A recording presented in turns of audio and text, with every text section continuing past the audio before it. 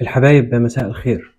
مات الملحن محمد رحيم، مات بسبب القهر واللي كان بيشوفه من الوسط الفني من بعض النجوم. قلبه ما استحملش وراح في لحظة. هقول لكم ايه التفاصيل وليه محمد رحيم ما استحملش وتعب، واحكي لكم موقف حصل معايا انا شخصيا عشان بس يؤكد ان الراجل ده كان بيجي قد ايه على نفسه علشان خاطر الناس، وكان قد ايه هو ليه نصيب من اسمه. محمد رحيم في السنين الأخيرة كان مهمش، ما كانش بيتعامل معاه زي ما بيتعامل مع زمايله الملحنين اللي كانوا بيطلعوا في الحفلات بتاعة النجوم ويحيوا الجمهور ويغنوا معاهم وياخدوا اللقطة. إلا هو كانش بيتعامل معاه كده. محمد رحيم كان مثلا المطربين يطلعوا في البرامج ويعني يشكروا في كل الملحنين اللي بيشتغلوا معاهم ويذكروهم بالخير، إلا محمد رحيم. محمد رحيم كان بياخد ده بقى على قلبه، وكان طول الوقت كان يكلمني او يكلم زي ما بيكلم عدد كتير من اصحابنا، يعني يقول لهم انا يتعامل معايا كده، انا يعني بيستطيبوني، انا علشان ما بزعلش من حد، انا عشان ما بعرفش اخد اللقطة، انا ما بعرفش اعمل شوية على السوشيال ميديا، ولا عشان محمد رحيم يعني اهو مش هيزعل، ولو زعل شوية اهو قريب هنصالحه ونراضيه بكلمتين وخلاص لما نقابله. انا انا اللي كنت بعمل الحان لكل النجوم في الوطن العربي دلوقتي خلاص كلهم يعني ادوني ظهرهم. فضل محمد رحيم كده لحد لما جات له ذبحه صدريه. الكلام ده كان في شهر يونيو اللي فات، ودخل العنايه المركزه وقعد في المستشفى شويه، الا انه يعني الحمد لله تعافى منها ساعتها، وكان لازم يكمل رغم ان هو كان مصر ان هو مش هكمل، انا خلاص اعتزلت الشغلانه ديت واشوف لي شغلانه تانية. الا انه ما كانش بيعرف يشتغل غيرها، وعنده بيت واولاد. رجع يشتغل تاني، لكن نفس الموضوع. ناس كتير من المطربين يعني يتعاملوا معاه بشكل مش سخيف، بس يتعمل حفلات ومناسبات فنية تتعزم كل الناس إلا محمد رحيم.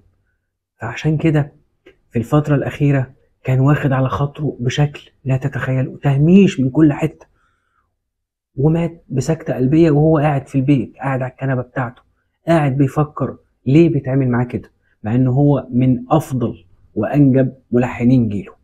انا بقى حصل موقف بيني وبين محمد رحيم. محمد رحيم انا كنت بقدم برنامج في الراديو، وحصل من حوالي سنتين كلمته وقلت له عايزك يا رحيم معايا في حلقة. فقال لي يا لولو امتى؟ كان دايما يقول لي يا لولو والله العظيم. قلت له في الوقت الفلاني، قبلها باسبوع يعني. قال لي تمام، من غير فلوس طبعا. قال لي انا كل اللي انا عايزه بس يتعمل لي برومو كده يتذاع في الراديو لحد يوم الحلقه، ويتعمل لي بوستر كده يتحط على السوشيال ميديا والصفحه بتاعه المحطه. قلت له ده ابسط حقوقك، سهله. المهم طبعا كلمت الناس المسؤوله عن الموضوع ده في المحطه وقلت لهم الموضوع، قالوا طبعا وتمام. على اساس خلاص الدنيا فل. المهم جه يوم الحلقه بكلمه، يا خلاص بقى يا صديقي احنا النهارده. قال لي تمام يا حبيبي، ابعت لي بس ايه البوستر عشان احطه عندي على الصفحه بتاعتي بقى ونعمل حلقه حلوه. قلت له تمام. رجعت للناس وقلت لهم يا جماعه ابعتوا البوستر. انا للامانه الفتره ديت انا يعني اتفقت مع رحيم وانا سافرت، كان عندي مهرجان اسكندريه للسينما، فما كنتش موجود في القاهره وكنت مشغول يعني للامانه. فالمهم قالوا ده مفيش. يا نهار ابيض، مفيش؟ ايه اللي بيحصل ده؟ كلمته وقلت له صارحته، قلت له حصل واحد اتنين تلاته. زعل طبعا وخد الموضوع على قلبه، ما زعلش مني لانه هو عارف ان انا ماليش ذنب. قال لي يعملوا معايا كده برضه؟ هو لو كان في ملحن او مطرب جالهم يعني مش هم كانوا يرضوا يعملوا معاه كده؟ هو اشمعنى عشان انا مش هزعل يعني؟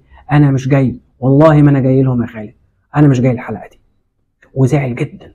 انا ساعتها خفت عليه، قلت له حقك. تمام، قلت هروح طبعا هعمل الحلقه واخبار بقى وقصص فنيه وحكايات. المهم قلت هروح على ميعاد الحلقه بالظبط. رحت قبل الحلقه بحوالي ربع ساعه او تلت ساعه، وانا قدام المبنى بره لقيت واحد بيناديني يا لولو. فلقيت محمد رحيم مستني في عربيته. فقلت له ايه ده؟ قال لي انا جيت قبليك اهو، انا اهو يعني شفت بقى رغم ان انا زعلان منهم، بس انا جيت، مش هاجي اللي اعز منك، وانا عارف ان انت مالكش ذنب. قلت له والله مش عارف اقول لك ايه، بس انت لو ما كنتش جيت اقسم بالله ما كنت هزعل. فقال لي يا خالد انا مش هقدر ان انا ما اجيش علشان محدش يتاذي بسببي او حد يتقطع عيشه بسببي. انت عارف انت اللي اتفقت معايا، والغلطه غلطتهم هم، لكن هيقولوا ده اللي اتفق معاه ضرب له الحلقه، صاحبه ضرب له الحلقه، وممكن حد يتاذي ولا حد من الاعداد يتاذي. بس هنعمل حلقة كويسة وهنكدهم. وعملنا ساعتها حلقة كويسة جدا. هو ده محمد رحيم اللي كان ليه نصيب من اسمه، اللي كان يجي على نفسه عشان محدش يتأذي. كان راجل طول الوقت، اقسم بالله كان طول الوقت كلمة صلى على النبي واللهم صل عليه واستغفر الله العظيم دايما كانت على لسانه. محمد رحيم ما كانش في حد في الوسط يشتغل معاه غير لما عارفه ان هو طيب قوي وقريب قوي، وكان يطلع وبعيد على ما فيش. اخر مرة قابلت محمد رحيم كنا في رمضان اللي فات بنتسحر مع بعض في حفلة في اخر رمضان 27 رمضان. كنت انا وفنان عماد زياده والمخرج محمد سامي والمستشار مرتضى منصور ورجل الاعمال وليد مصطفى. كنا قاعدين في مكان، وكان ساعتها فضل يتكلم في مواضيع فنيه. احنا كنا قاعدين، انا عارف عبقري وكان عنده احلام كتير عايز يعملها، الا ان عيني ما يعزش على اللي خلقه. ادعوا لمحمد رحيم بالرحمه والمغفره، لانه كان راجل طيب وكان فعلا رحيم. هحكي لكم كمان واقول لكم على ازاي دخل الوسط الفني، لان ديت قصه طريفه. محمد رحيم كان بيحب جدا جدا حميد الشاعري، وهو كان ساعتها طالب في كليه التربيه الموسيقيه، وقابل حميد الشاعري جوه الكليه فقال له انا اسمي محمد رحيم وعندي الحان كتير. فساعتها يعني حميد ما اهتمش قوي، لكن مع اصرار حميد فقال له قعد عليها في الاستوديو بتاعي. المهم خد بعضه وخد ساعتها الشاعر خالد تاج الدين وراح يقابل الاستاذ حميد الشاعري في الاستوديو. قال له سمعني يا سيدي بقى عندك ايه؟ فقال له ده انا عندي اغنيه اسمها وغلاوتك وحلاوتك. المهم غناها ساعتها رحيم وهو بيعزف على الجيتار، عجبت حميد الشاعري جدا. قال له حلوه قوي، انا عايزها خلاص، انا خدتها معايا في الالبوم الجديد. طب عليهم عمرو دياب كان عنده تسجيل في الاستوديو، قال له ايه ده يا كابو، ايه ده يا حميد؟ فقال له عايز بقى يلغوش على الموضوع لانه عارف ممكن ايه عمرو دياب ياخد الاغنيه. فقال له دول صحابي من ليبيا، قرايبي من ليبيا. فقال لهم ازيكم، ما اعرفش يتكلم معاهم فلاقيه لهجتهم مصريه. قال له لا يا كابو الموضوع في ان مين دول والنبي؟ قال له بص يا هضبه، ده ملحن جديد وشاعر جديد وسمعوني اغنيه انا خلاص خدتها في البوم الجديد. فقال له طب ماشي سمعني. قال له خلاص خدتها. قال له يا عم ده انا هقول لك رايي فيه. غنى رحيم تاني الاغنيه قدام عمرو دياب. عمرو دياب قال بس دي اغنيتي.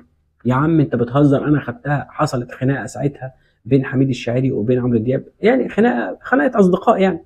وفي الاخر خالص تنازل حميد الشاعري عن الاغنيه وهو اللي وزعها، وكانت من انجح اغاني عمرو دياب. وانطلق ساعتها رحيم واشتغل بقى مع عمرو دياب تاني ومع محمد منير ومع شيرين وتامر وحمائي ونوال الزغبي واليسا ونانسي عجرم زي ما تقول، وبهاء سلطان زي ما تقول قول. وكان راجل ما كانش بيدقق، والله كان يهمه الشغل بس. هو ده محمد رحيم. ربنا يرحمك ويغفر لك ويتجاوز عن سيئاتك ويصبر أهلك يا رب. شكرا جزيلا.